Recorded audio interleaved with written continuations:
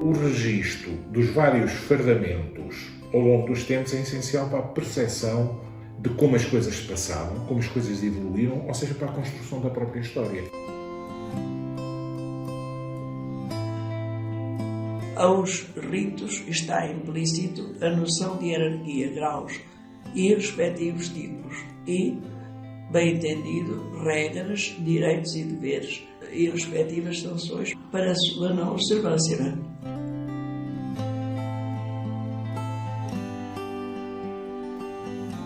É muito curioso, a utilização do véu e cap tem uma função simbólica muito grande, muito rica e uma função também utilitária. Função simbólica porque há aqui uma filiação religiosa que não deixa de estar expressiva e presente na cobertura da cabeça com o véu no início da enfermagem, que depois vai sendo aligeirado, vai se transformando apenas num simples cap, como o instrumento também simbólico e marcador do facto de ser enfermeira. Ele tem uma função também utilitária, que é proteger dentro do higienismo os cabelos e não permitir que haja libertação de cabelos quando se está a trabalhar com os doentes, etc, etc. Curiosamente, os homens também no início tinham os barretes e consegue-se encontrar fotografias no fardamento dos homens a utilização dos próprios barretes. E na rua, quando estava verão, não andávamos com isto. Nem andávamos com o cabo.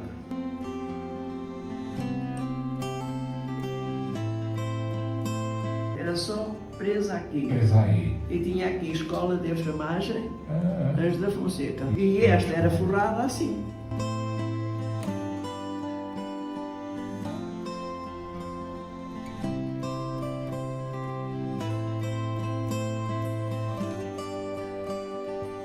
Mas as capas é preciso compreender que foram muito utilizadas ainda até à década de 80 e ainda como instrumentos de trabalho.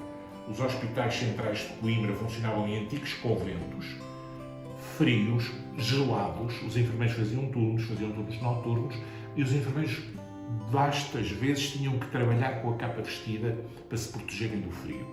E por isso é que vemos em algumas fotografias tiras cruzadas a suster a capa, de forma a que se pudesse trabalhar com as mãos livres, com a capa apenas presa pelas tiras laterais.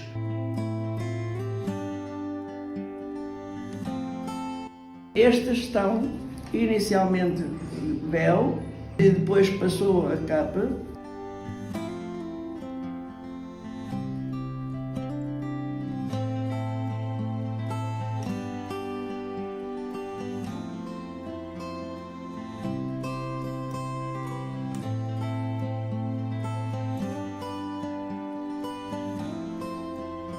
As leiteiras que vinham à porta vender o leite começaram a usar o cabo. E foi outro motivo para se pedir para deixar de haver cabos.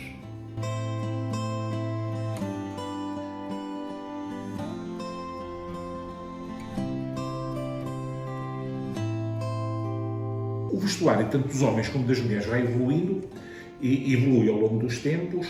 Ele é constituído nas mulheres até à década de 70 do século XX por saia ou um vestido. Só a partir dos anos 70 é que surge as calças nas mulheres. Também um pouco como na sociedade, só a partir por essa altura.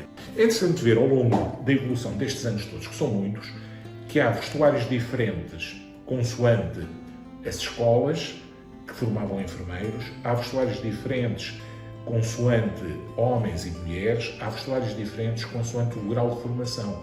Nós tivemos até 1977, 78, auxiliares de enfermagem que tinham um fardamento próprio e alunas que frequentavam os cursos de auxiliares de enfermagem tinham um fardamento próprio, e temos alunas enfermeiras para os cursos de enfermagem que tinham outro fardamento e temos enfermeiras nos hospitais com outro fardamento.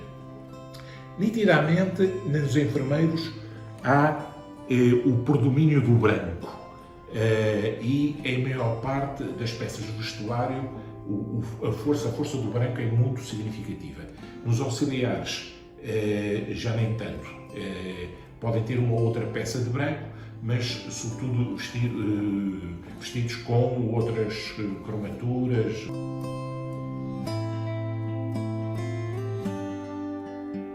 o vestuário ou o fardamento unissexo, está de acordo também com o desenvolvimento da sociedade. Nós, a partir de 1974, tivemos o fim da ditadura e a instalação da liberdade, mas também toda a sociedade se mudou numa liberalização de costumes, numa valorização dos homens e das mulheres nesse caminho, e os próprios vestuários acabam na enfermagem por traduzir isso.